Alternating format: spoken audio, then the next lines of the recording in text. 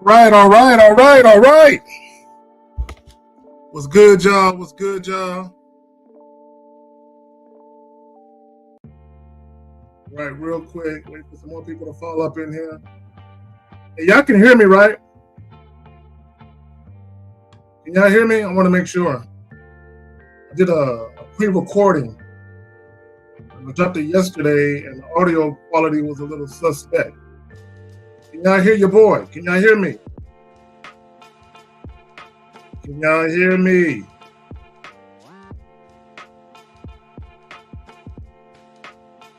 All right, cool. Bet. All right, so real quick, let me plug the joint.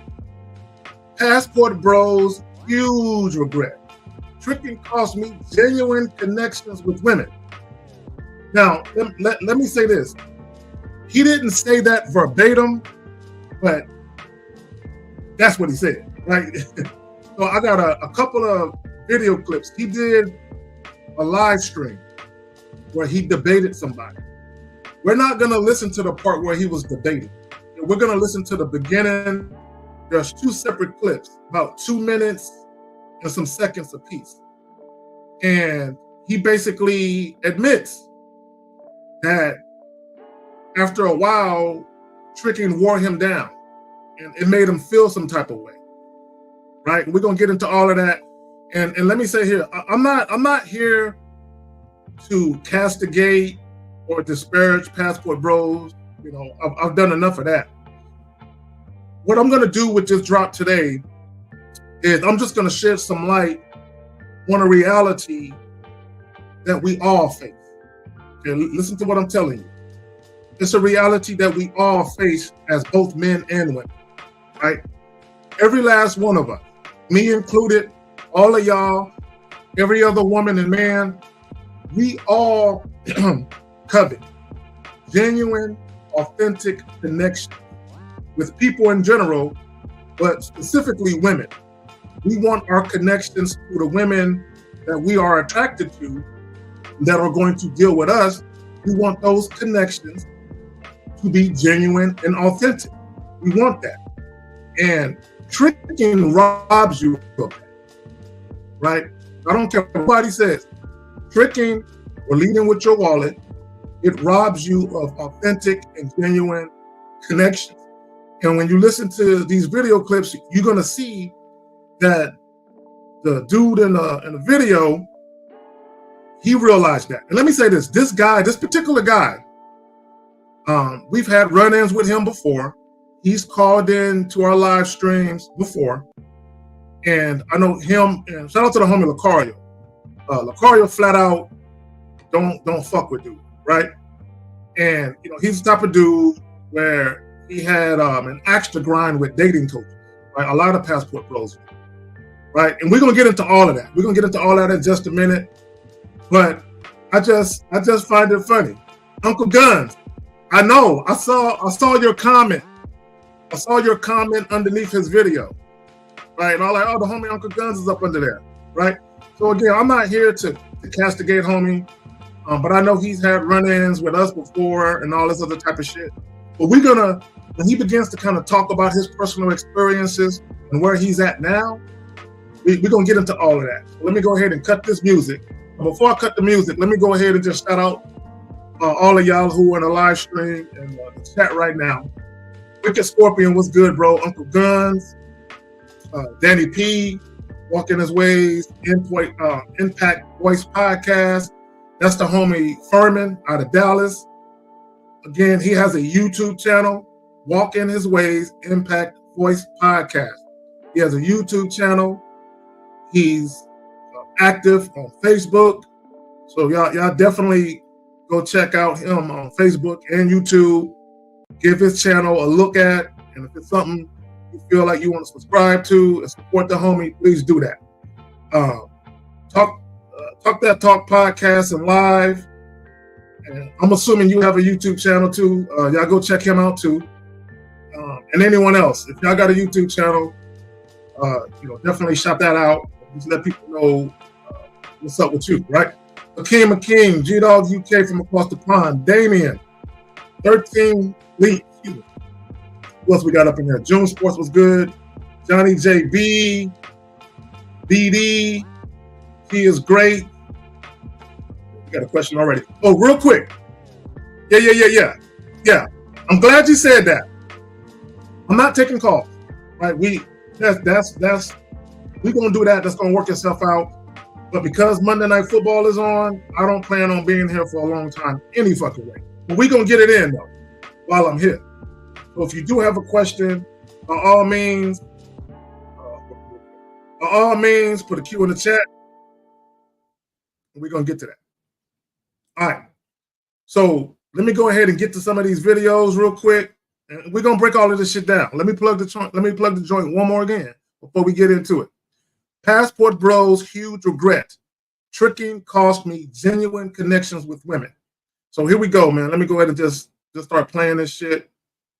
And we're gonna get off into it.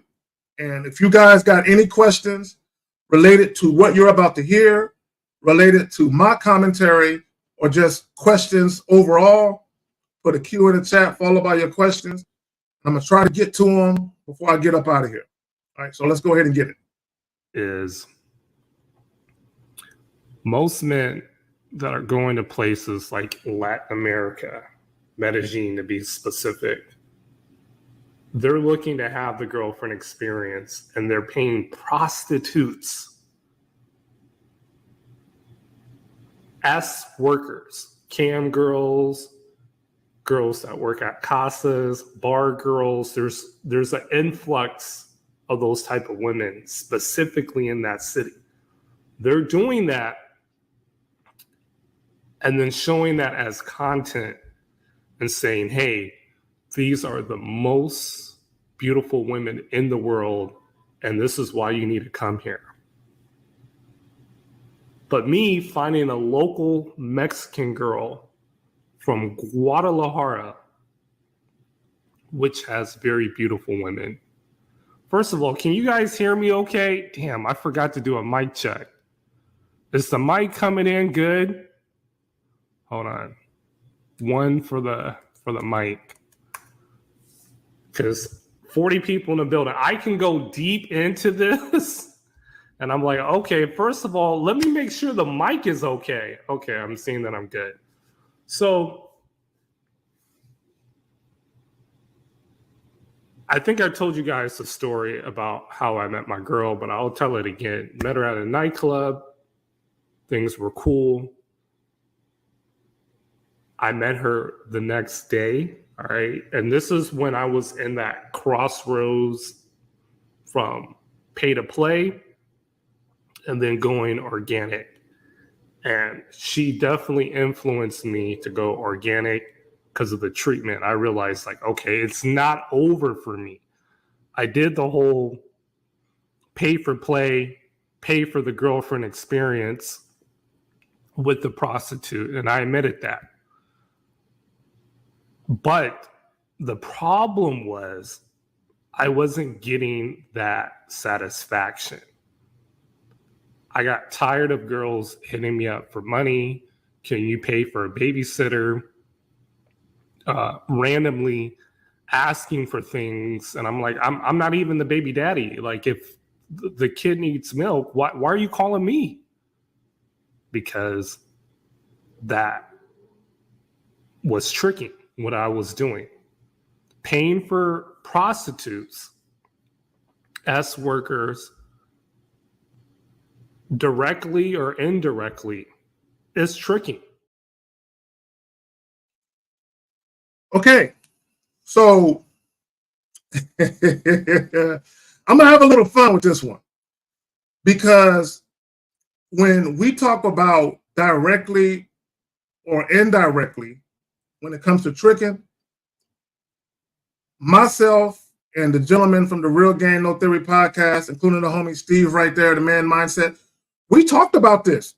All the shit that he's coming to realize are things that we've been talking about. We've been telling all you guys, we've been telling some of the advocates of passport bro-in and all this. We've been saying that. We've been saying that. Now, here's the thing. Let me say this. If guys want to spend their money on prostitutes, if you want to pay to play, if you want to pay for the girlfriend experience, do what you do. But he came to the realization that there is no genuine connection with none of these women. They just want me for my resources. And that's when you deal with women, whether you deal with women, stateside here in the US or any other country, but especially when you go to countries that are known for that type of thing, the Brazils, the Philippines, Thailand, Colombia, the Dominican Republic, Costa Rica, and there's a couple other places, right? When you go to these places, some of these places are known for that. They're known to have very beautiful women who you have to pay to have sex with. You have to pay to get next to. You have to spend some money and or put money directly in their hands for them to fuck with you. And if guys want to do that, do you. But you will never get a genuine connection, an authentic interaction from that situation. Because as he said, chicks was hitting them up, asking them for shit, right? And that's the reality of it,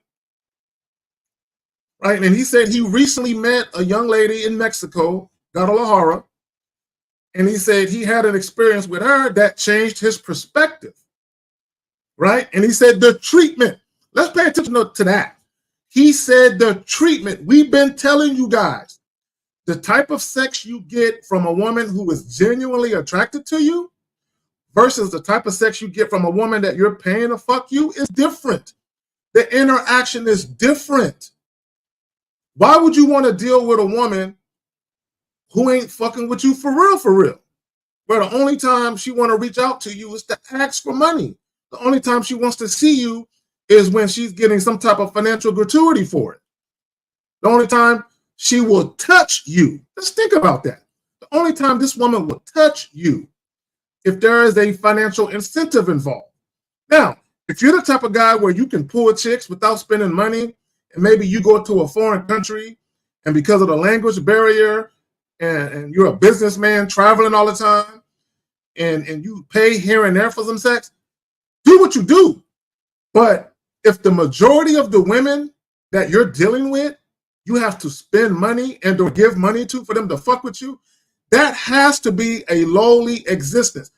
I refuse to believe otherwise. Your boy Austin Holloman, the face of the Passport Bro movement, he came to that realization. I just find it funny that the most staunchest advocates of the Passport Bro movement, the guys who swear by it, are now coming out and they are doing an about face. They are doing a reversal in the way that they view shit and how they move with women. And I find it funny because the homie y'all was listening to, right, including Austin Holloman and others, they were the main ones talking shit about dating coaches, how we're outdated, how we're not going to be here, right? And the Passport Bro movement is going to grow and multiply and all of that. And now they realizing, damn, I don't want to do this shit no more. And let me tell you what happens. I'm going to tell you what happens. What happens is they meet a woman for the first time in their life. They meet a woman who actually treats them like a man. They meet a woman who gives a fuck about them, right? A woman who shows up and actually is a thoughtful woman, a considerate woman, a woman who's actually investing, right? She's investing in you as far as making sure that she's campaigning and auditioning for a role in your life. Once you have that experience, there is no way you can look at tricking and say, this is a better option. It ain't fucking happening. So hold on real quick. I'm going to get to some of y'all questions. We're going to get to the second video. I just want to get some of these questions because I don't want to leave y'all hanging. All right, I'm gonna try to get to y'all. All right, so let's get to the first question real quick. So he says, I know y'all say don't talk to girls in the gym, and I rarely ever approach girls in the gym, but there's a girl that I want to speak to, but I've seen her a couple times. Is it too late to approach? 13 Leak. This question is exactly why we tell you guys not to approach. This is exactly why. Because if you saw her the very first time you laid eyes on that woman, You knew she was visually appealing to you. You knew you were attracted to her physically. Why didn't you say something then? See, what it is a lot of you guys, you stare at these women, you gawk at these women. And then after you've seen them several times and you get up the nerve, you build up the courage, you finally go and try and talk to them. In a lot of cases, it don't work out for you because that woman, she been seeing you look at her. She already knew you was checking her out. Y'all don't think women notice that shit when guys stare at them for long periods of time? Or the same guy that they come across is always staring at them? Y'all don't think women see that and realize that? And for a lot of women, you come across scary, like a scary dude. Because they're looking at you like, I know you've been checking me out. I see you looking at me. You should have been, if you was a man about your shit, you should have been hollered at me. Right? So a lot of women be like, nah, I'm good on you.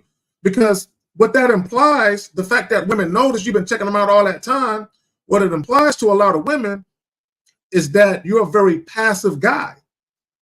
And I'm going to tell you, women, for the most part, exceptions aside, don't want to fuck with no passive guy. Now, can you be passive and still get with women? Yes. But usually the treatment you'll get from women is not necessarily favorable because women don't like passive guys. You know, femininity yields to masculinity.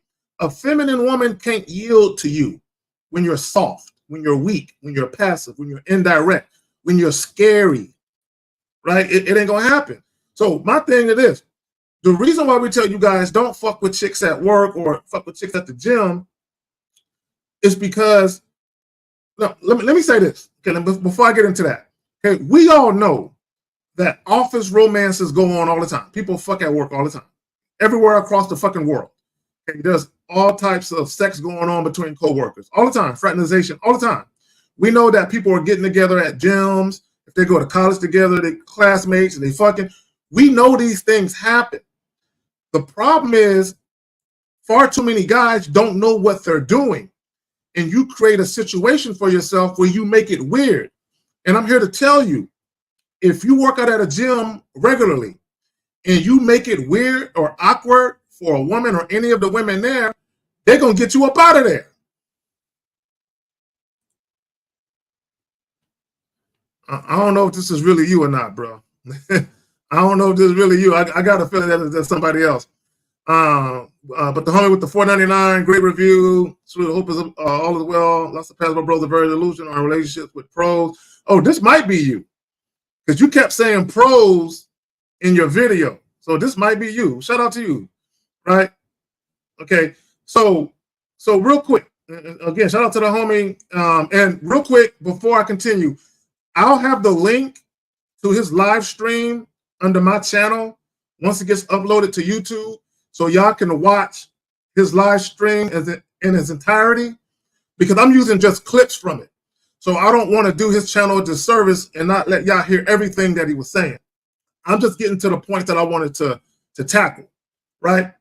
So again, so you guys that deal with women at these gyms and work, I've dealt with chicks that I work with, and I didn't have no problems. But I know what I'm doing, though. and that's the thing. Like, so when I do private consultations, I have no problem giving guys the game on how to deal with women at these places. But publicly, I don't really like to support that because a lot of guys don't know what you're doing, and you're lazy macking, right? Instead of talking to women out and about, you strictly focus on chicks that you work with in the gym. That's lazy. All right, so real quick, so D-Money says, how important is giving your woman instructions to do things from beginning to end of the relationship?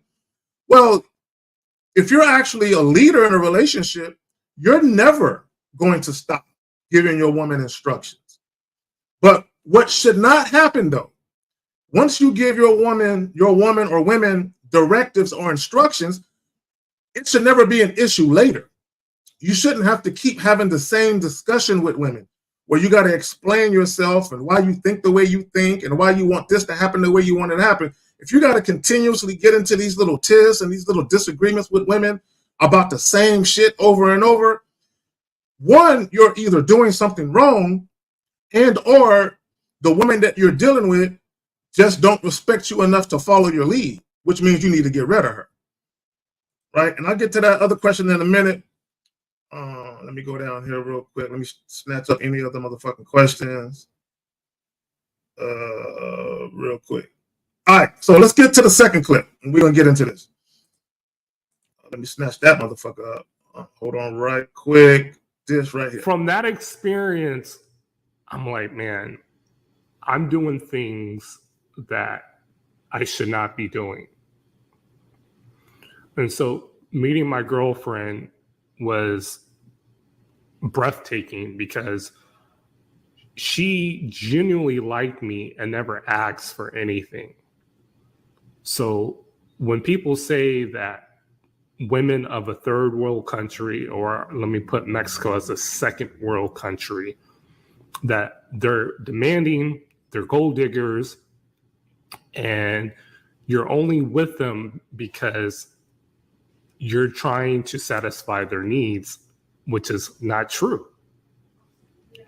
And so having a girl that I experience genuine desire is a totally different experience than paying a prostitute to be my girlfriend.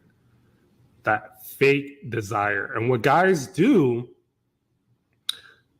over time, they believe that they can change her mindset, that it can become something organic. When you met her as a pro, it's always going to be about money, 24/7. And so from there, I realized, okay, if I just looks max a little bit more, lose the weight, hair transplant, about to get the teeth done. I just went to a recent dental appointment out there in Mexicali, going to get the braces, removing some cavities, that your whole audience of pulling women is just a tremendous advantage than leading with your wallet. Okay, so let me get to the last part where he was talking about looks maxing. Now, here's the thing. Looking your best, right? Looking your best is always the best move, right? But here's the reality of it. It doesn't matter how good you look. If you don't have the right mindset, it won't matter, right? Because there are a lot of quote unquote good-looking guys or guys that women think are handsome, cute, whatever, that get a lot of attention from women. But y'all know the old adage, he could have got it until he opened his mouth. So you still need to have some game about you. You still need to be able to deal with women from a very authentic perspective where you're comfortable enough to be yourself and you can interact with these women without any deception, without any lies, and without leading with your wallet, right? Because and he said something that was very important. He said he was talking about hoping that women would kind of change their mind or kind of look at them differently, where they know that, yeah, she's fucking with me because of my money, but once she gets to know me, and she sees how cool I am, she sees how thoughtful I am, how considerate I am, how loving of a man and human being I can be, she'll begin to like me for me. It don't work that way. It don't work that way. Because when you lead with your wallet, women automatically don't respect you. Whether it's a conscious thought or a subconscious thought on their actions, they can't look at you anything other than what you presented yourself to be, which is someone that's going to take care of a financial need and want. So what happens is that attraction that a lot of these women have for the passport bros, the attraction is not, he used the word organic. Let's stick with that. The attraction is not organic. The attraction is not authentic. It's not genuine. It's rooted in the money. So they are attracted to the money. They are attracted to what that guy can do for them monetarily. They're not attracted to the guy, right? This is why even with strippers, if you're tipping strippers and getting lap dances and you try to get at them, it's very unlikely that a woman who works at a strip club is going to take you seriously because you already started out the gate being a customer. Right? You started out the gate on the wrong foot, right? So now she's looking at you like, oh, no. Even if she thought you was cool or thought you was handsome or whatever, the fact that you are a paying customer, it's highly unlikely she's going to give you access to her where money is not involved, right? And the same thing for these women overseas or any woman. It don't even matter what country they're from, right? So I just want to point that shit out. You know what I'm saying? So, and again, Passport Bros, they can do what they want to do, but he admitted it, right? Because here's the thing, and I've often said this about tricking. For me, I feel like tricking is compromising your dignity, right? I feel like tricking is compromising your dignity. And let me explain what I mean by that. It's kind of like, I'll give you an example. This job that this company I used to work for prior to COVID, right? It was a big company, world-renowned company. They got offices in everywhere across the world, right? So here in San Antonio, they have a campus, and something happened with the plumbing, where the plumbing went out, right? So you couldn't use the bathrooms, and you couldn't drink the water from the water fountains. So what they did was they brought in porta potties, and they brought in pallets and pallets and pallets of cases of bottled water, which were free. So you can go to these pallets, and you can take a few bottles of water, right? So also this particular campus, they have a full cafeteria where you can buy anything to drink. They have vending machines on every floor in every fucking building, right? So you could buy water, but because the water went out, they just went and gave everyone access to free bottles of water. So imagine there's free bottles of water where you can pluck from, but you at the vending machine spending $1.70, $1.90 on a bottle of water when there's water right there for free. That's how I look at tricking on women. It's free. And you know, the new word that these youngsters like to use is vibes, right? There are women who make posts on Twitter, IG, and Facebook where women are saying, if I really like a guy, he don't have to spend no money on me. Vibes are free. Women are saying this. Vibes are free. It is a well-known fact, not my opinion, that when women genuinely like you and they want you to like them back, they don't require that you spend money on them. Now, there is nothing wrong with spending money on women in the grand scheme of things, assuming that that woman is worthy of that shit, that she's invested into the interaction with you where you feel like she's worthy of taking out to dinner or to the movies or wherever you might take her. Like, she got to earn that shit, right? You don't want to come out the gate just spending money on women and doing extravagant dates and things like that, because what typically happens is any attraction that the woman has for you is tied to the shit that you do. It's tied. So this is why what you do in the beginning, you limit the amount of money that you spend, and you limit the amounts of dates you go on, because you need to make sure that the interaction you guys are having, one, is mutually beneficial. Two, you need to know that it's sincere and that it's authentic, right? Because if it's not sincere or authentic, what you have is a woman who don't respect you. And just imagine you have a woman in your midst around you that doesn't respect you, and you know she doesn't respect you. So this is why I say you're compromising your dignity to do that. I'm just saying, right? So we got some more questions. And QB Passport Flexing, welcome to the other side. Welcome to the other side, where once you have genuine, authentic connections with women who actually give a fuck about you, you can't look at dealing with women in no other way but that. You can't look at that. You can't look at it. It's kind of like if you had a job for 10 years making $100,000 a year and you got laid off, it would be very difficult for you to take a job making 40, 50 when you're used to making 100. It's very difficult to go to that other thing when the better option, you've experienced that time and time and time again. So I just want to point that shit out.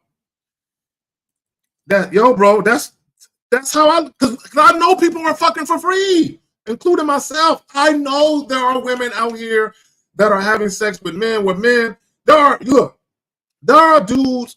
I'll just use myself as an example. I don't want to talk about no other guy, right? I'll just use myself as an example.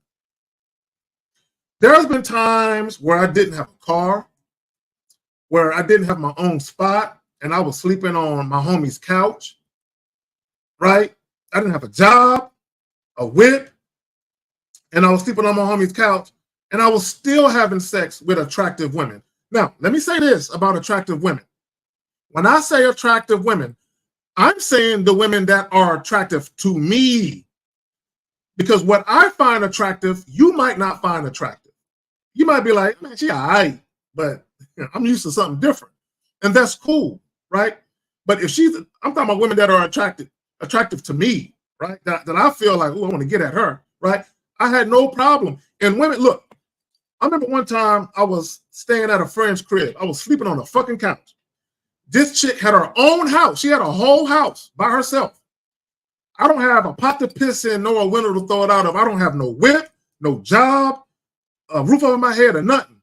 She came to the house I was staying at. She picked me up, took me back to her house, and cooked me a meal. Right? So even with that example, when you got women doing that, you're like, for real? Like, damn, I'm broke as a joke. I ain't got shit. This chick is fucking with me. Once you experience that, you realize there are women out here when they are sexually attracted to you and the interaction that they have with you is genuine and authentic in nature, and they want to fuck with you. They know you're having a difficult time, making your ends meet, but they're like, I don't care. I like him. I like him. I want to be in that man's company. I want to bask in that man's physical presence. When you feel that shit, you're like, man, this is it. And especially when you've had it happen multiple times, time and time again, you realize this is not a flash in the pan. Like this is not a one-off. Like chicks really out here be fucking with dudes. But when you're that type of dude and you have confidence in yourself, now let me just say this about that. Guys, get your money right. Get to the position where you can live where you want to live within reason, right? Because not everybody can live in a mansion. But if you want to live in a gated community, in a $300,000 house, something like that, get to that position. If you want to live in a condo or a townhome in a gated community, get to that position. If you want to drive a Benz, a BMW, or a Lexus, a Tesla, whatever it is, get to that position where you have a certain quality of life where you're not scrounging to put pennies together to pay your bills or living paycheck to paycheck, right? Because I've been there too. Look, let me just say this before I get to my other point. Living paycheck to paycheck. Yo, man, when you got $20 in your bank account and it's like 3 days until payday and you got $20, like you like, God damn it, Lord have mercy. Lord, I hope I make it. These 3 days, I got $20. And I got to stretch $20 over 3 days until I get paid again. Yo, I've been there. Now, that was a long ass time ago, but so get to the point where you're financially stable, right? Where your debt, where either you don't have no debt at all, except for maybe your car note and the rent or mortgage that you're paying. But as far as student loan debt, credit card debt, any type of revolving credit debt, yo, man, get that shit down. get that shit down, because the last thing you want is you got more money going out than you got coming in. Then you living off of credit cards and shit. I know people that make 6 figures, but they broke. Imagine you make $120,000, $150,000 a year, but you ain't really got no money because all your bills is kicking your ass and shit. So a lot of people, and that's what happens. A lot of people, they get a certain amount of money and they start living a little too fast. They start taking too many trips, buying shit, and before you know it,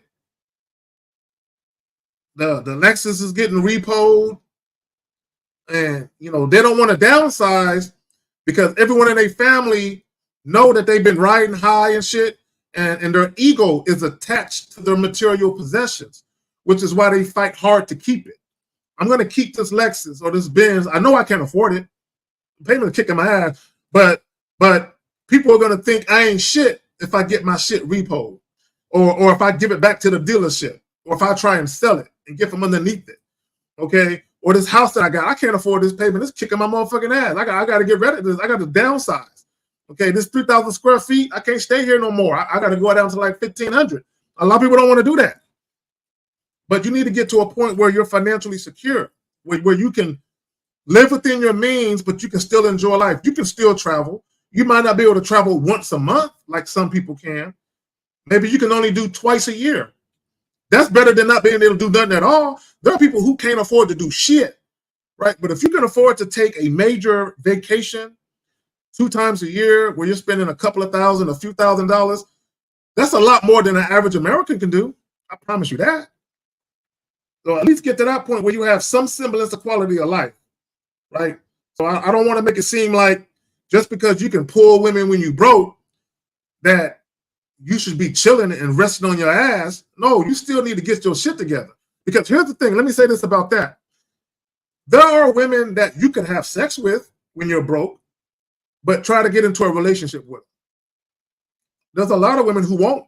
They'll be like, yeah, I mean, you're fun to have sex with and to kick it with, but I'm not trying to be in a relationship with you. And they're looking at you like you a liability. You know what I'm saying? They get into a relationship with you, right? So there are some women, they might fuck with you on a casual tip, but a relationship, when your money is funny, they're like, nah. All right, so let's go ahead and get to the next question real quick. So Paul George with the Jam says, what advice would you give a 21-year-old who feels behind in life? I'm in college, majoring in nursing. However, I see my neighbors who went to my high school driving Benzes and Scat Packs and Audis. He just naming the name, but I know it's a BMW and Audi and a motherfucking Dodge Charger and Dodge Challenger and all that shit. Bro, stop looking at the next man. Stop looking at the next man.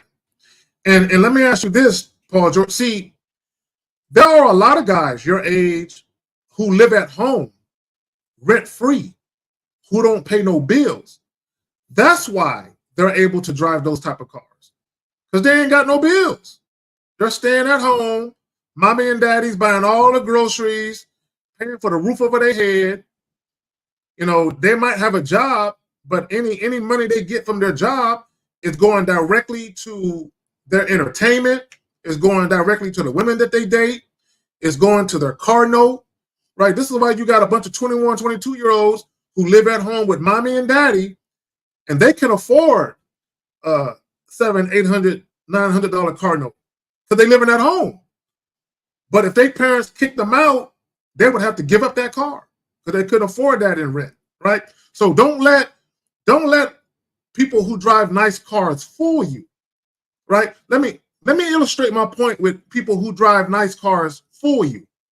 So back in the day, in the early 2000s, I used to work with this mortgage company, or I used to work for this mortgage company. And I worked in foreclosures, and I worked in bankruptcy. And there was this lady, she hadn't paid her mortgage in 3 months. She was about to get kicked out. She was about to get her house foreclosed on. So whenever someone hasn't made their payment for 2 or 3 months, and we're in a process of foreclosing their home and getting them up out of there, we'll do what's called skip tracing, right? And we'll look at their credit report, and we'll see what's going on with them. Like, why are they struggling? Did they incur new debt that they didn't have before? or they still employed, right? So we're looking at all those different things. So what we discovered was she had a Mercedes Benz, and I believe her payment was like $1,100 a month. Her car note for that Benz was more than her mortgage was. Now follow what I'm telling you. Her car note was more than her mortgage. But when we looked at her payment history for that Benz, she didn't miss a payment. She paid on time every month. So that Benz meant more to her than her fucking house did. Why? Status purposes. So I remember I called her, right? And I'm talking to her. I'm trying to help her stay in her home. I'm trying to work out an arrangement where she can catch up on her motherfucking payments before we get her up out of there, right? And she don't want to work with us. She got all these excuses. She's asking for all of these extensions. And I told her on the phone, I said, ma'am, I'm going to be frank with you. Right? We noticed that you have this Mercedes Benz. Ma'am, the payment is more than your mortgage. So if you can afford to make this payment on time every month, you can't put something towards your mortgage. She had all these excuses. And I told her, I said, I hope you really like that Benz, ma'am, because you're going to be living in it. I told her on the phone, you're going to be living in that motherfucker when we take your house from you. Right? So don't let these people with these nice cars fool you. Not everything is what it seems. Now, there are people with nice whips that got plenty of money, but there are also other people with nice whips that are broke as fuck. They don't want to give up that car because it's a status symbol, because everyone sees them in that car and they don't want to go from a Benz to a fucking Nissan, right? It is materialism and your ego, you know what I'm saying, is working against you in those situations. So you're not behind in life. You're right. If you're in college, bro, you are right where you need to be at 21 years old, right? If you keep your head above water and you keep your head on straight, whatever car you want to drive, you're going to be driving it. You might not be driving it now, but if you handle your business, right, and you keep grinding away, you're going to get there. But stop looking at other people's lifestyles and wishing upon a star that it was yours. All right, you can have the type of lifestyle you want. It's just going to take you longer to get there. It is what it is, man. Okay, hold on. Let me get that up out the way. So again, guys, if y'all got questions, put a Q in the chat. Put a Q in the motherfucking chat, followed by your question. So he says, just under $14 a day is $5K. You could save. Bro, a lot of people ain't got no money conscience. It's easy to save money. It's easy to save money. And I'm glad he said that. So Ibrahim Barry says, Warren Buffett still drives his 2014 Cadillac he bought with hell damage. Yo, let me tell y'all something. Some of the world's richest men got regular clothes. They wear no jewelry. Maybe a watch that costs about $100. They drive a fucking Toyota Prius. I don't know how to say that shit. Right? Y'all know what I'm trying to say. Right? They drive regular fucking cars that cost about $20,000, $25,000. Right? You know where their money is at? Now, if you went to his house, you'll see where his money is going, to where he lives. Right? And I guarantee you, he got multiple residences, right, across the United States, maybe some abroad, because they put money towards things that really matter, right? I'm not saying you can't buy a nice whip, but for a lot of people, as soon as you drive it off the lot, it loses money. There is only but so many cars you can buy that have a high resale value, where you can get close to what you paid for it, or even more, you know, depending on if it's a collector item or not. But these are going to be like older cars where there aren't too many left in mint condition, and maybe some Ferraris, some McLarens, you know, certain cars like that, where there's always a market for them, right? Always, right? But I believe Ferrari has, and someone who knows about cars, y'all can correct me if I'm wrong, but I believe Ferrari has this thing where if you buy a Ferrari directly from a Ferrari dealer, you can't just sell your car to anybody. Like if you wanted to get rid of the Ferrari, you can't just sell it to anybody. I believe Ferrari got something like that, where if you sell your shit to just anybody, because they want their buyers to be exclusive, right? They don't want just anybody having a Ferrari. So I believe if you sell it to just anybody and they find out about it, they will never let you buy a Ferrari again. At least not from a Ferrari dealer. I believe that Ferrari has that type of thing going on. Right? That's how serious they are about their cars, right? So hold on real quick. Let me see the boy. So he says, get investment going. I got a few investment accounts myself, so my money grow. Yeah, I do too. I got multiple bank accounts. I got investment accounts. Yeah, I do too. But there was a time when I was younger, in my 20s, where I wasn't thinking about none of that. Okay, it wasn't until I got into my mid-30s, before I really started paying attention. You know what I'm saying? And I had to play catch up. So I had to save more money than most people save, and I had to invest a little bit because I had to play catch up, right? Because man, for all you guys in your 20s and 30s, your 40s and 50s come quicker than you think. and you look, and you realize you ain't got shit. You don't own nothing.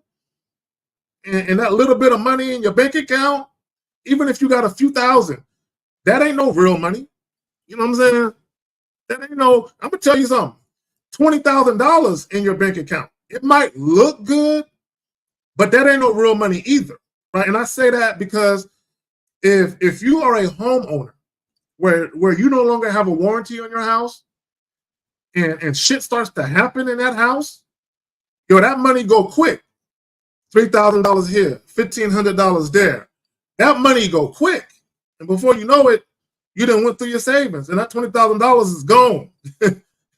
You look up, you see $20,000 in your bank account. A year and a half later, you down to like a G. You know what I'm saying? It can happen that quick. You know what I'm saying? When you ain't doing your money right. Just letting you know. Shit, ask me how I know. I'm just letting you know. That's why you gotta be. You don't want to be, in your 70s or 60s working at Walmart because you got to. Now, there might be some people, they do it just to get out the house, right? But there are a lot of people, a lot of older people in their 60s and 70s who work at Dollar General, Dollar Tree, and these places because they got to. That Social Security, it's not enough to sustain them, so they got to go work. Bro, I do not want to be working. I want to be traveling. Living my golden years out of a fucking RV, driving from state to state, chilling. That's what I want to be doing. Okay, so hold on real quick. Let me say this. I don't want to give no financial advice on here. I would tell you to go to these financial companies, the Merrill Lynches of the world, and these other investment companies, and speak with a representative. Right? Because I don't look. I do what I do for me, but I'm not really that knowledgeable to be giving financial advice like that, right? And I don't. No, I'm not doing that, right? So just go seek a professional. Look, I'm gamed up, but there are a lot more people than me who got more game in the financial department than I got. A lot more. You know what I'm saying? A lot more. And my level of knowledge pales in comparison to them. So go to them. There you go, right there. Commodities, right there. Yeah, go to yeah. Get some of that shit too. I don't know about the uranium, dog. You trying to build a nuclear device or something? Like June Sports. There you go, right there. Boom. Lucario got a motivational channel, right? I believe his brother and his cousin. These are guys that they do that for a living. They talk about credit worthiness, financial literacy, which they should be teaching that shit in high school, right? Out of all the bullshit they teach in high school, financial literacy and credit worthiness, if they will teach people that, now they're not going to do it in most cases because America needs Americans to be in debt. They need us to be in debt. They need that shit. You know what I'm saying? So it's highly unlikely they're going to do that. But that's where you got to go seek that knowledge for yourself, right? You can't always rely on people to give you golden knowledge about any and everything, and it's readily at your fingertips where people just give it to you.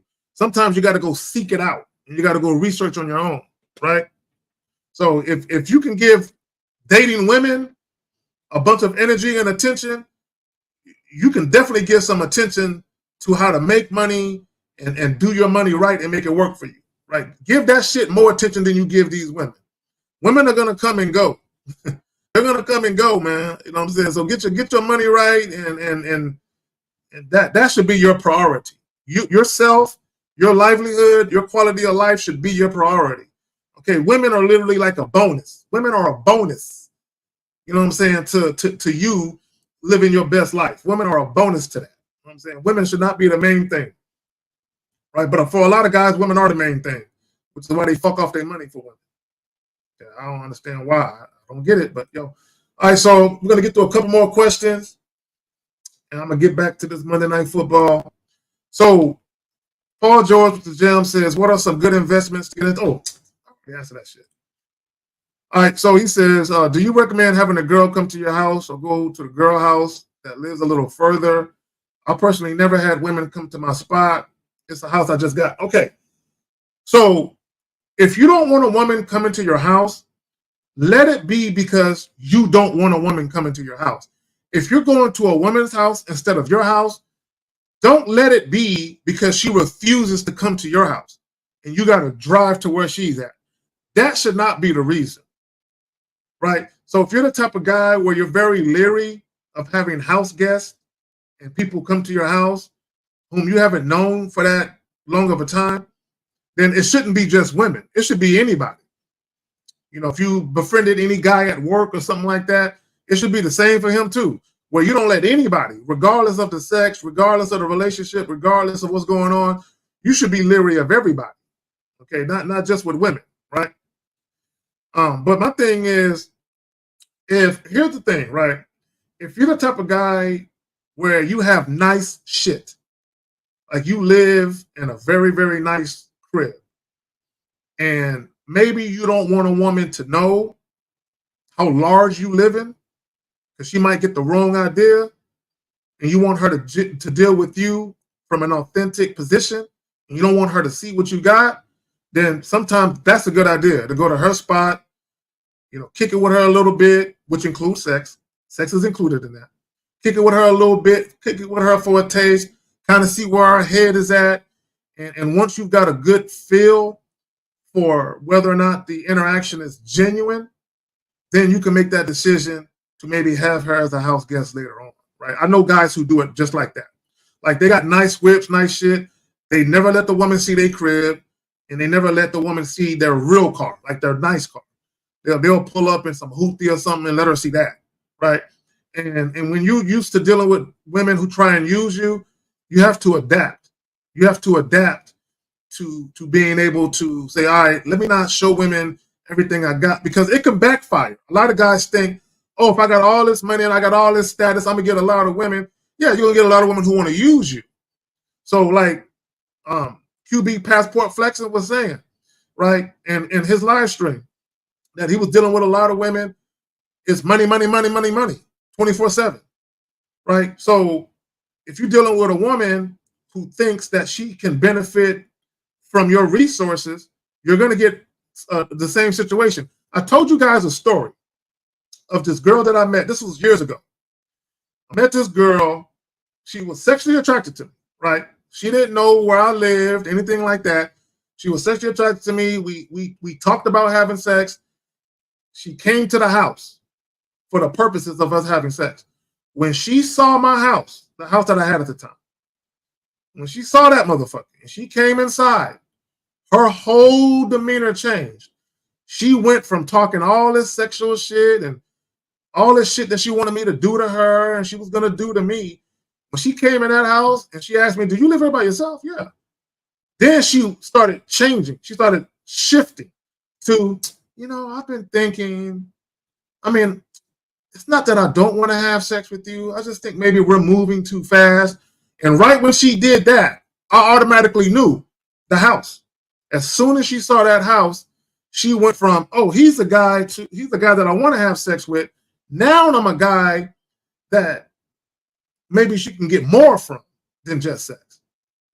So when that happened, I just kicked her out. I'm like, I can't. Because I recognized and I realized it, that she see this house. Maybe she's thinking she can be a new resident in this motherfucker, right? And that wasn't going to happen, right? So I just want to point that out to y'all real quick. Again, I'm about to get up out of here. Been here almost an hour. Okay, real quick. Okay, Paul George, I'm not answering no financial questions, bro. Go, bro. I can't do that. I can't do that. I can't do that for you. So the grind says, why do you think some people are hard-headed and take longer to learn something? Because they think they know best. People that are hard, and I was hard-headed. Shit, I still am to a little degree. Ask Steve the Dean in some of our private conversations. I'm stubborn as hell. Steve be trying to give me some game on some shit, and I'm stubborn as hell, right? So Steve will tell you he's still hard-headed, right? But hard-headed people think they know best, and they think they got it all figured out, right? And sometimes they got to fall flat on their ass, right? And or sometimes an experience so profound has to happen to them, where now they see the light. They see what people have been trying to say all along. QB passport flexing. He saw the light. He had an out-of-body experience where he knows what we've been saying. Now, he still might not agree with everything that we say, but I'm sure he knows that the majority of everything we've been saying for all these years, we were right. We were right. And it's not even a matter about being right or wrong. When you have certain experiences and you have these experiences over and over and over again, you know that other guys can have them too. You just got to kind of knock them upside the head a little bit and be like, say, bro, I'm not talking shit. Like, this shit really happens for me. It can happen for you too. You just need to stop being stubborn, stop being hard-headed. Listen to this ism. Listen to some of the experiences we're telling you about. But sometimes they don't believe it because it ain't never happened to them. It's never happened to them. And they haven't seen it or witnessed it from guys in our inner circle enough for them to believe that it can happen to them. But once it happened to the passport dude, I guarantee you, even if him and that girl don't work out, he's going to be craving that experience. And he's probably going to be hard pressed to go back to that lifestyle of doing a passport bro shit. He's probably going to be hard pressed. Like, I don't want that shit no more. I'm in love with this experience. I'm cherishing this shit. I need this shit. Right? It's a beautiful thing when a woman really cares about you and it ain't got nothing to do with money. It's a beautiful fucking thing to have a woman give a fuck about you and it has nothing to do with money. Like, she really cares about your well-being. She cares about your fucking day. She cares whether or not you have something to eat, right? And what I mean by that is when you got a chick call you up or text you, have you eaten yet? And you be like, no, what's up? And she either offers to take you out to eat on her dime, or she says, I'm cooking something right now. Do you want me to bring you some? She show up with a Tupperware dish full of food and shit. Or if you go to her house, and you guys are getting it in, and right before you leave, she make you a to-go plate. Yo, it's a beautiful thing. And she making you a to-go plate because she know you didn't burn so many calories putting in that work in that bedroom. And she like, I know he hungry. I know he hungry. He fed me good. Let me return the favor and feed him too, right? So she gonna make sure you eat. So when you have those type of interactions with women, yo, man, that's why for me it's hard to fathom that guy's trick like that. Because I'm like, yo, man, I just came from a chick house who made me some food, bro, and put that shit in some Tupperware, like 2 or 3 Tupperware, shit full of fresh food she just made. I'm taking that shit back to the house, and I didn't spend no money on this chick. I never took her out on a date ever, and I'm walking off. Come on, man. So shit, it's hard to go back to that other shit. I'm just saying. So, but again, and we're all, look, I'm sure when you guys were kids and teenagers, You were hard-headed. You thought you knew best. You thought you had it all figured out. Bro, we've all been there. But sometimes you got to bump your head, man, to learn your lesson. So Chills Luciano says, I remember you saying, don't take women out to eat, but if that's a thing you like to do solo, would you just invite a woman to come to a restaurant you frequent by yourself? Me personally, no. No. I personally wouldn't do that. Now, let me not to eat. But let me tell you what I did do. Let me tell you what I did do. Right, I used to go to Chili's. Right, Chili's is one of my favorite restaurants. It's inexpensive, and I used to always love their bottomless chips and their Presidente margarita and that little blue thing, the little shaker. Right, I used to always get that. I used to always get their Philly cheesesteak with fries. I used to always get the same order every fucking time. So every Friday or every other Friday, at least every other Friday, I would go to Chili's by myself and just chill with my little Presidente margarita with some bottomless chips, right, and my motherfucking Philly cheesesteak. So one time, a young lady, she called me up while I was in the middle of treating myself, right, and she wanted to see me. And I was free. So what I told her was, I said, well, look, meet me at Chili's at this time. And I told her what Chili's to meet me at. I did not tell her I was there. I just said, meet me at this Chili's at such and such time, right? So the time that I gave her to meet me there, I was going to be done eating, and I was going to be sitting there just enjoying my margaritas, right? So when she showed up, I bought her a little drink and we chopped it up. But I'm not feeding a woman on a first date, right? I told you guys that for me personally, you guys might look at it differently. For me personally, sharing a meal with a woman is an intimate thing for me. That's just how I look at it. Sharing a meal, whether you're at a woman's house eating dinner with her, or lunch or whatever the fuck, brunch or whatever the fuck it is, or you're at to me, that's an intimate thing to do. Right? Just like taking showers with women right after sex. Those are two things that I don't do when I very first meet women. Because for me, it's an intimate thing to do. And I've been that way since I was a teenager. Like, there was a lot of chicks that was mad at me in high school that I wouldn't take showers with them. And I continued the same thing in my adult years. Like, chicks would be like, let's take a shower together. Nah, I'm good. Hey, you get in first. I'll get in after you. And almost every time I said that, women would look at me with this confused look. And I'm like, it is what it is. And they were like, wow, what's up with you? And I'm like, hey, you take a shower first. I'll get in after you. Or I can get in first, you get in after me. But we're not about to get in together. Right? That's just my thing. Now, eventually, we can share a meal together. Eventually, we can take showers and all that shit together. But in the beginning, the reason why I don't do that is because there are certain things that as men we do that should only be for women that have put skin in the game. Women that have invested more than just sex. You got to invest more than just sex for me to want to share a meal with you. You got to invest more than just sex for me to want to take a shower with you. You got to me, that those are just things that I do with a woman that I really like. Like, I got to really like you beyond the bedroom. And you being cute and you and I having sex isn't enough for me to like you to the extent that I want to do those things or share those things, right? And Chills Luciano, it's funny because I had a woman that I met, this was some years back, where she invited me to dinner and she offered to pay. And I told her no. I said, nah, because I knew what she was doing, right? Anytime a woman offers to take you out to eat and y'all just met, especially if y'all ain't been fucking, right? A lot of times, that's her covert way of spending time with you non-sexually, right? Which is very clever, right? But that's a lot of times. I'm not gonna say every time, but a lot of times that's her way of dealing with you without sex being involved. And for me, it's like, no. We're doing the sex thing first.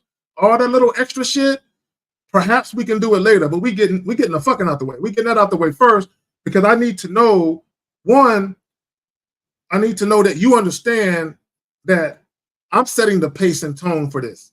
I'm quarterbacking this, right? And I need for her to relinquish any desire to want to control anything, especially sex. I don't need a woman trying to control that, right? So I need her to relinquish all that shit to me, and I need for her to follow my lead. So even with the woman that offered to take me to dinner, I told her no, because she was going out with her homegirls. She wanted me to come. I'm like, number one, it's too soon for me to meet any of your fucking friends. I'm not meeting none of your girls, and it's too soon for us to be at a restaurant sharing a meal together. Right? So I just told her, yo, when you get done with your girls, if you still want to see me, hit me up, and we can get together. And she hit me up, and we got together, just us two, right? So that's just me. But if you're the type of guy where you don't mind sharing meals with women, and you're the type of guy where you always take yourself out to eat, and you just so happen to want the company of a particular woman you have interest in at the moment, do what you do. But I would caution you with this.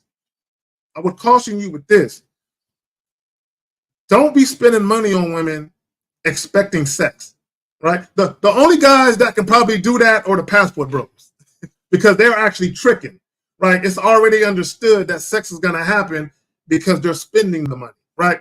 But for all of you other guys where you're taking women out to eat and you're taking women to comedy shows and specials and you're spending money on women and you're hoping or expecting sex to happen, that's the wrong mindset to have. So if you're going to invite a woman out to eat with you, you should not be expecting that sex happens simply because you spent a few dollars, right? You inviting her out with you should literally be you filling her out, like making sure that she's in the right frame of mind for you to deal with past that first date. So if it's a first date, you want to make sure, like, you're interested in her, right? You're attracted to her, but you still need to make sure that she is someone that you want to continue to see going forward. That's really what a first date is. So it doesn't even matter where it's at, right? The first date should literally be, I need to know if this woman is sexually attracted to me. You need to know that. The first date should be you ascertaining that. Now, sex doesn't necessarily need to happen unless both of you wanted it to happen, but you should at least know, is her interest in you genuine, right? And if a woman's interest in you is genuine and authentic, she's also going to be sexually attracted to you as well, right? So you need to ascertain that. But you need to also know, is she the type of woman that you care to see again? The first date is for that. Now, and again, if the date is going well and you guys are getting touchy-feely and one thing leads to another and you end up back at her spot or your spot, make it do what it do, right? So I hope I answered your question. I'll be getting into these long-winded diatribes and shit. But I like, if y'all ain't figured it out by now, I like to give as much detail as I possibly can. And unfortunately, guys still don't get it. So he says, passport bros get played for the money here in the U.S., but then go to a poor country to do the same shit and get played. Speaking of that, I'm glad you said that. I got something for you. Hold on real quick. I hope I still got it. I'm going to show y'all something. I hope I still got this shit. Is it right here? Nope, it ain't that one. Hold on real quick. Is it that one? Nope, it ain't that one. I know I got it. It ain't that one. God damn it. I got so much shit saved here. I know I got that shit somewhere. Nope, it ain't that one. It ain't that one. It ain't that one. God damn it. It ain't that one. Hold on. Give me a second. I got something to show you regarding what he said. That one right here. So, Austin Holloman. Now, this was back in 2023. Much like QB quarterback flex, QB passport flexing, he has since did an about face and he's going in a different direction. So he says, why should a 20-year-old spend his 20s eating shit and getting bottom of the barrel women in the U.S. when that 30 to 50K is gold in a second or third world country? A lot of passport bros think just like Austin Holloman was thinking when he did this post. And I'm sure QB passport flexion was thinking the same thing. Why am I going to be here in the U.S. spending this money on women? I'm still not getting no sex. And women are literally talking to me like they ain't got no sense when I can go to a third world country or a second world country where I'm guaranteed to get sex more often than not, but also the women are more pleasant. They're nicer, they're sweeter, right? They're more docile. Because one thing they're not is submissive. You can't pay for submission. Okay, now what you can pay for is cooperation to a degree, as long as that money keep coming. But you cannot purchase a genuine encounter with a woman, an authentic experience, and sexual attraction or submission. None of these things can be purchased. You can negotiate sex, and that's all you're really doing, right? Is you're negotiating sex. You're negotiating access to a woman for affection and maybe even companionship. But he said it right there, right? So in the Passport Bro, whose video clips I use, hold on real quick, let me do this. He even said himself, he was paying for the girlfriend experience. Let me say this real quick. And I said this about Passport Bros. I said this too. I'm not the only one who said this. So I don't want to make it seem like I'm the first person to say it, because I'm not. But when he said girlfriend experience, a lot of times they're not going to these foreign countries just to pay for sex. Yes, sex might be the main thing, but they're actually paying for the pleasantries. They're paying for a woman to be nice to them, for a woman to talk to them in such a way. Then what they do is they fantasize or they trick themselves to believe that how the woman is being with them, that is real. That is a real, genuine, authentic experience, but it's not. And he said himself in his clip that some of the Passport Bros, they would hope that after some time that the woman will come to like them. And those are not his exact words, but he says something to that effect. So the girlfriend experience is just that. Chick you can lay up with, you can kind of kick it with. It's not just about sex for them. For some of them, it's just sex. But for some of them, it's the girlfriend experience. It's the girl cuddling with them after sex. It's going out to eat together. It's going dancing together. Now, bear in mind, they're paying for all of this, right? Because the woman wouldn't be there if they wasn't spending no money. But it's the whole girlfriend experience. But what they're really looking for, this is why I said this, and I'm not the only one who said this either, that the whole tricking thing is really a cope.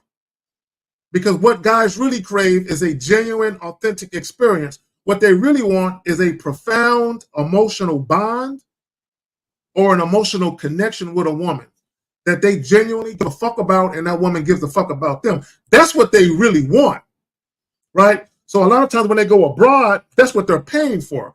They're paying for the illusion of that.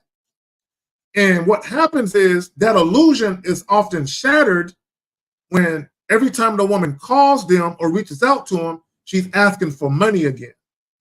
Then they come right back down to earth that this is all it ever was. This is all it's ever been. This is all it ever will be. And it fucks with them. But I've had clients where every woman they had sex with, they paid for. And they said they hated it. And they said, I want a woman to want to have sex with me for me. I want a woman to see me. I want a woman to listen to me talk to her, and on the strength of that interaction to desire me sexually without me ever having to come out of my fucking pocket and spend money. Every guy wants that. And any guy who says different is fucking lying. Believe me, every guy wants that. It's just some guys don't know how to get it, or they think that they can't get it. They either don't know how to get it or they think that they can't get it. But I'm here to tell you, you can. You can. You might not be able to get it at the rate that this guy gets it. You might not have the same exact experiences as this guy, but you can have experiences too that are authentic and real, where a woman actually craves your touch and you ain't got to spend no money for her to crave it. Where a woman actually misses you. She wants to hear your voice and you ain't got to spend no money for that dynamic to exist in your situation. Come on, man. Come on, man. All right, so I'm going to get a couple more of these questions. I'm about to be out. I've been missing damn near the whole fucking Monday night shit. Fucking with y'all and shit. Fucking with y'all. But I'm here though. I'm here for y'all though. That's what I'm here for. All right. So he says, do you believe in the 3-second rule that other coaches put out when approaching women? What's the 3-second rule? I don't know what that is. Yo, man, a lot of this YouTube vernacular and YouTube jargon and all of that, you need a fucking thesaurus, Encyclopedia Britannica, to keep up with all these ever-changing terms and philosophies and all that. You got to elaborate. I don't know what a 3-second rule is. Can somebody elaborate as to what that is? I don't know what that is.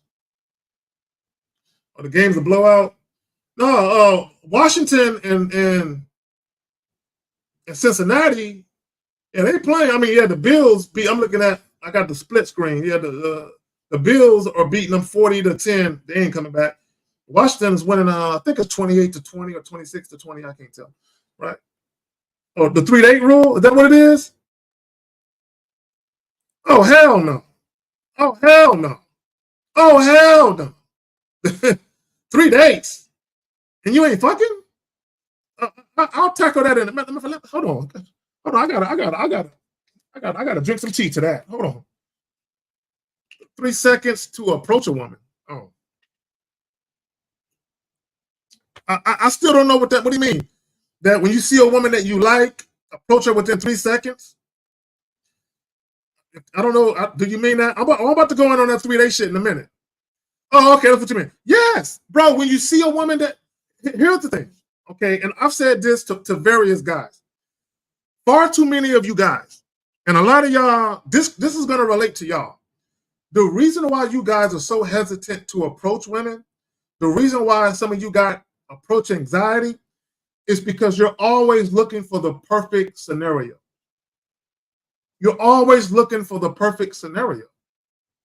You're always looking for the woman to look at you in a certain way, or you're looking for, like, if she's around other people, you're looking for other people to walk away, or maybe you're hoping that she walks by you and you guys make eye contact. You have all these different things in your head, and you're looking for the perfect scenario where you feel the odds of something happening favorable is more likely to happen if only this perfect scenario presented itself.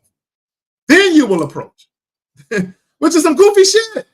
If you see a woman that catches your eye, go talk to her.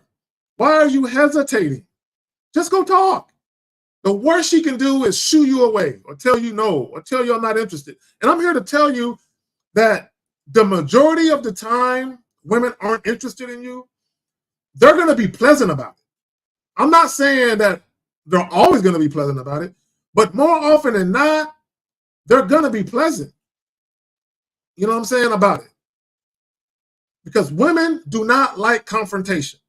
Women know there are guys out here that will physically harm them. So most women have the sense to say, I'm going to reject him, but I'm going to be super nice about it. I'm even going to be sweet about it. I might even give him a compliment. There's a video of a lady saying that she will give a guy a compliment and she will give him a number, her real number. And then she would tell him, make sure you call me. Don't forget. She would go that far because she wants that guy out of her face as soon as possible. But she'll be very nice and sweet about it. Right? So most women aren't going to treat you like you ain't shit. Now, again, some women might be rude and disrespectful, but the majority of the women ain't going to be that way. Right? All right. So, but let me get to this 3-date shit, though. Let me get to that shit. Because I saw that shit. It's like, what? Let me tackle this shit. 3 days. Do y'all know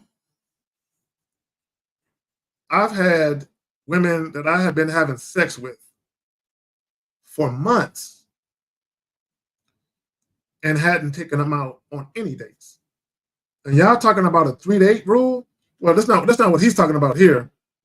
Let me get back. I saw it. Brandon, I saw your shit. I want to get back. I got to bring that shit up. Brandon, goddamn it, where's your shit at? Right there. Again, I've had women who were my fuck buddies that I have been having sex with for months, if not a year or longer, and never spent no money on them, never took them out. Even when I was in relationships. Now, of course, I'm taking my girlfriends out, right? My wife and all that. But let me say this. So when you talk about 3 dates, right? Because some guys will say, oh, 3 dates max. If don't nothing happen in 3 dates, I'm done. Do you know that for you to take a woman out on 3 dates, that implies that you've been dealing with her for a month or longer? To take a woman out on 3 dates, unless you're taking her out on multiple dates in 1 week, in many cases, you're dealing with that woman a month or 2 or longer. So it's not even just the dates. It's the amount of time that has surpassed. And this woman y'all haven't touched sexually? Y'all haven't had sex? 3 dates? Look, let me tell you something. I said this before. You will be hard-pressed to get a woman who is sexually attracted to you to be around you on 3 occasions, and she does not make some type of attempt to either touch you or to let you know she wants to be touched by you. If you know anything about women who crave you, women who are sexually attracted to you, and they really want to get at you, it's very difficult to have a woman in your physical presence for any lengthy period of time and she not clue you in on the fact that you're taking too long to make a move. She wants you to kiss her. She wants you to grab her up. She wants you to do something. She wants to sit on your lap. She wants you to do something. So if you can be around a woman for 3 days and ain't no fucking or there ain't anything sexual going down, bro, she ain't sexually attracted to you. She ain't sexually attracted to you. And just because a woman has sex with you eventually does not mean she is sexually attracted to you. Okay, the passport bros will tell you that. Just because a woman has sex with you, that doesn't mean she is sexually attracted to you. The sex you guys are having was negotiated, and it was negotiated with money. Same thing with a bunch of dates. If you're taking a woman, look, I need you guys to understand something. Okay, put this in your motherfucking conscience. If you're taking a woman out on a bunch of fucking dates, whether you realize it or not, you are negotiating with her. You might not think of it that way, but you are negotiating. You are negotiating with your time, with your effort, with your energy, with your attention, and with your money. You are negotiating with her. And what you are negotiating is access to her sexually or some type of affection. The affection don't even necessarily got to be sex, but because guys crave affection too, right? So the affection is not necessarily always sexual, but it can be sexual, right? But you're negotiating. I'm not negotiating with no woman for no sex. Are you serious? Hell no. 3 days? 2 days is too much. And to me, let me just say this about 2 days. So the only time I would consider 2 dates is if she's paying the second date. But the first date, if we do a first date and nothing sexual happens, but I pretty much know that she's feeling me in that regard, I'm just not pressed to make it happen that evening or that night. If a second date happens, yo, man, number one, it has to be something that I mutually want to do. But she got to spend some money too. But also, I'm gonna let her know after this date, we're going back to my spot though. And I ain't bro. I can't do all them fucking dates. I can't do it. So let me get back to even when I was in a relationship. I was trying to make a correlation between the time frame and the amount of dates. So even when I've been in a relationship, bro, I might have went 2 months. No, did I go that long? I'll say maybe a month and a half. I might have went a month and a half, and I hadn't taken my lady out on a date. And you guys are just meeting women, and you're taking women out on more dates in a month and a half than I'm taking my own woman out. Shit. Hell no. Hell no. Now, let me say this. In a defense of everybody in a relationship, and also me being mindful of women, if you are in a relationship, you do want to make a concerted effort to spend some time with your woman outside of the house, right? Outside of the bedroom. Me personally, I would recommend at least once a week, at least 4 times a month, at least 3 or 4 times a month. Y'all should be going out. But during that course of time, she either need to be spending some money, or at the bare minimum, she need to be offering to spend some money. So I put this in my community tab. Keep it the good work. Work out to the gym. All right, brother. Appreciate you coming through, man. Appreciate you coming through. Hell yeah, hashtag. Look, let me tell y'all something. Let me tell you why. For me personally, why it's important for, if I'm gonna deal with a woman beyond just the bedroom, beyond just sex. Let me tell you why it's a requirement for me that she's swiping that debit card with regularity. Number one, I know that for the most part, exceptions aside, women typically do not spend money on men they don't like.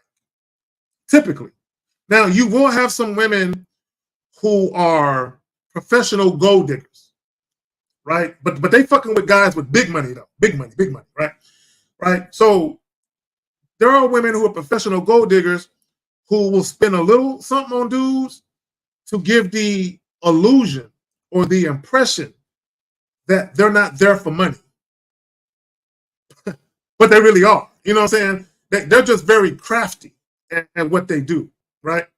But for the most part, okay, women do not like spending money on men they don't like, right? And typically, okay, again, exceptions aside, if women don't see possibilities of dealing with you beyond just sex, like they don't look at you as a guy they might want to date or take seriously, typically they won't spend money. Typically, exceptions aside. Like if you're at a bar and you meet a chick at a bar, she might buy you a drink. But that's nothing. That's not the same thing as a woman offering to take you out on a date. That's not the same. A woman buying you a little $10 drink, $5 drink, whatever the fuck it is, it's not the same thing as a woman actually taking you out, because that's her investing time. If a woman is at a bar, you meet a woman at a bar, she's already there, right? So she's not investing time. She's just spending a couple of dollars.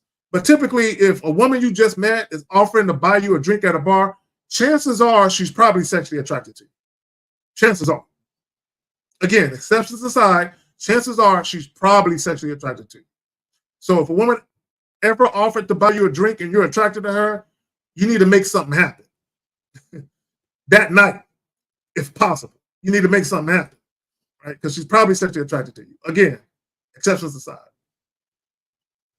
All right, so let me get to a couple of these questions. I'm about to get the fuck up out of here.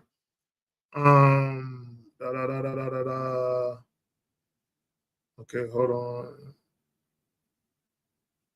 Okay, hold on. So Efosa says, I have to charge a woman to the game because she wanted to have sex with me half naked. Bro, why you, bro, y'all, Efosa. Bro, I've had sex with chicks that kept their shirt on and shit. I don't. Look, let me say something. I'm gonna put something in your conscience, Efosa. Now, I don't know what article of clothing she left on, but a lot of times when women keep their shirts on, it's usually because they're self-conscious about something. It could be they're self-conscious about the size of their breast. It could be maybe she had a mastectomy. I think that's what it's called, a mastectomy, when they have their a breast or their breast removed because of breast cancer. That could be the case where they're just self-conscious about that. It could be maybe she has something going on with her stomach and she don't like the way it looks. So you really can't. I really can't judge a woman for that, right? Now, if you're dealing with a woman and having sex with her repeatedly, then you're not going to see that happen, right? She gonna get butt naked. But if you're having sex with a woman for the very first time and she does that, in some cases, not all, but in some cases, it could be because she's self-conscious about something, right? So I just want to put that on your conscience, bro. Okay, so King just says, is it okay to have an older woman pay all the bills if she wants to? Okay, so this is what I would say about that. Okay, you never want to be in a predicament where you need a woman to pay anything. But if you have the money, but a chick want to use her money and spend her money, hell yeah, I'm gonna let her. Hell yeah. If she's trying to pay a bill, I'm gonna give her another bill. Like, hey, I mean, if you're in a generous mood, I got another bill you can pay. Why not? I ain't got no problem. Now, my only caveat is when you very first meet women, if a woman is too generous too soon, that's usually a red flag. If she's trying to do too much too soon with leading with her wallet, that's usually a red flag. And I say that because I've dealt with women who tried that. And it was usually women who were insecure. They were very insecure about their ability to feel like a man could like them or that a man can genuinely want them for them beyond just fucking them. And because of that, they would use money as a way in gifts, like very early on. They would use that way as a way to kind of rope the guy in, right? So again, if it's too soon and it's too extravagant, that's usually a red flag. So me, if I see that, I'm turning that shit down. Just like the woman who offered to buy me dinner, because I had met her the day before. That's too soon. I'm turning that shit down. All those are red flags to me. I love when women spend money on me. I miss the hashtag her debit card works too. But I'm astute enough to understand when something quite ain't right, when there's red flags are missed. And I adhere to those red flags. I pay attention to them. I don't ignore them, right? So sometimes when something don't seem right, you got to be like, yeah, baby girl, no, it's okay. If you're okay with being her boyfriend, yeah, I'm not. Well, again, I am not ever going to be in a predicament where I need a woman, right? I never want to be up under a woman's thumb where if she don't pay my bills, then my bills won't get paid either because I ain't working or something happened. I never want to be in that predicament. Hell no. But, there are some guys who don't mind being a kept man. If that's what you want to do you. But I can't be that. I can't be that. No, sir. I don't mind women doing shit for me, but it will never be a need. Not for me, it won't. Right? So ET says, do I have to establish a connection with the woman that I only see myself having sex with? Bro, sexual attraction is a connection. It's a superficial connection, but sexual attraction is a connection. It's just a physical. Right? So yeah, if you're going to have sex with a woman, there has to be a connection where there's mutual attraction sexually. So again, it's a superficial connection because you do not have to have a profound emotional bond or connection to have sex with a woman. No, you don't.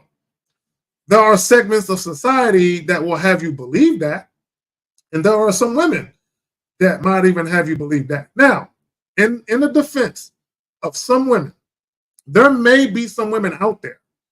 No, let me not say maybe. There are some women out there who don't really engage in casual sex encounters. But I'm going to tell you, those women are few and far between. I'm telling you right now. Okay, I can't tell you what the percentage is because I don't know. But when you deal with women who only have sex when they're in a relationship, like a real relationship, I've known them for a month and now we're together, not that type of shit. I'm talking about chicks who wait months, right? Are there some women out there that are like that? Yeah. But I'm here to tell you those women are few and far between, right? Most women, or a good number of women in their lives, have engaged in casual sex at some point, right? Some more than others. Now, when I say casual sex encounters, like an example, I'll give you an example. Like, let's say a woman is 27 years old and she's been having sex since she was a teenager, right? So let's say she's had 11 sex partners. Maybe 3 or 4 of those were boyfriends. The rest of them could have been casual sex encounters, right? So you will have some women that have sexual encounters that are casual, but the numbers are lower than other women. But you guys shouldn't even be worried about all that. You know, you should never worry about a woman's body count. But my point is this: most women that you have encountered have engaged in casual sex at some point. Either back in the day, they're doing it now, or they'll do it later, right? Or they've just been doing it the whole while. And that's not a bad thing. There's nothing wrong with a single woman who doesn't have a man indulging in casual sex with men that she is sexually attracted to. There's nothing wrong with that. There's nothing wrong with that. Okay, I don't, me personally, I would never judge a woman for having sex with a man that she is sexually attracted to. Like, why would I judge her for that? Right? She is single, right? If you're single, you're supposed to be out here enjoying yourself, whether you're having sex or not. You should be out here enjoying interacting with the opposite sex. Come on, man. All right, so y'all come in with these questions all late and shit. Okay, so hold on real quick. So he says, do you feel that women who are sexually attracted to you are rare compared to the women that are not? No, they're not rare. But I mean, it's not as, okay, you're going to run into women who are not sexually attracted to you more than women who are. But it's not, well, I'm going to use myself. For me, it's not rare, right? For me, it's not rare. So what I mean by that is this. You can talk, and I'm just giving random numbers. So don't quote the numbers that I'm giving. You can talk to 10 women. 10 women in a row. And 5 of those women can be sexually attracted to you. Is that rare? You can talk to 10 women and 5 women can be sexually attracted to you. Now, just because a woman is sexually attracted to you doesn't guarantee that sex will actually happen, right? A woman being sexually attracted to you is just part of it. She can still make a decision not to have sex with you, just like you can make a decision not to have sex with her. So if I ran into 10 consecutive women and 5 of them are sexually attracted to me, that's not rare. Now, I can run into another batch of 10 women and only 1 woman is sexually attracted to me. Then I can run into another batch of 10 women and none of them are sexually attracted to me. So that's 30 women, 10 out of 30 women. That's not rare. That's not rare, right? The problem is, let me say this. Let me be clear. There will be times where you might encounter a woman who is sexually attracted to you, but you don't know it. Let me say that shit again. There will be times where you may have and where you will encounter women who are sexually attracted to you, but you don't know it. You don't know it. Just because a woman is sexually attracted to you doesn't mean she's going to talk to you about it. It doesn't mean that she's going to tell you, right? And let me explain what I mean. Let me explain what I mean. Okay, I personally know women, and I've said this so many times. I personally know women who have been offered dates by different guys that they've dealt with. And they told the guy straight up, and this is something that the women shared with me. They told the guy straight up, how about we skip the date and just go back to your place and have sex? Do you think those guys knew those women were sexually attracted to them? They didn't. They didn't. But those women said, I don't even want to do the date, right? Now, let me say this. Okay, most women aren't going to turn down a date. Even if a woman is sexually attracted to you and you don't have to spend money and she'll still get with you sexually, if you offer a date, especially if it's something that they enjoy doing, most women aren't going to turn it down because in their minds, they're going to be like, I get 2 for the price of 1. I get dick in a date. I'm going to take both, right? So never expect women to turn down a date, even if they already view you sexually. But no, it's not rare. The reason why you might think it's rare is because you've never put yourself out there, right, to find out if the women you were attracted to were also attracted to you. That's probably why you think it's rare. But I'm here to tell you it's not. So he says, is it a cult to choose to be single entire life for me and no smashing? Well, it depends. If you're going to be celibate and you feel like you don't want to deal with women in either romantically and or sexually, maybe if it's for a religious reason, you want to be a man of the cloth and the clergy or whatever, I don't think it's a cope if you have a purpose, if you have a reason. But if you're choosing to be single because you're frustrated with women, yeah, that's a cope. There's no doubt about that. That's definitely a cope. All right, guys, it's been real. No more questions. I am watching what's left of my Monday Night Football, about 4 minutes left. I'm going to catch these 4 fucking minutes. Appreciate y'all coming through. Appreciate the questions. Again, I'm going to have the link to QB Passport Flex. I'm going to have the link to the live stream that I took the clips from, and y'all can watch it in totality and, make it happen.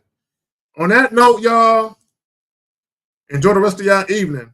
Tomorrow, 7 p.m. Central Standard Time, the Sex Talk Show with myself and Steve the Dean, 7 p.m. Central Standard Time. Like, share, and subscribe. I'm out.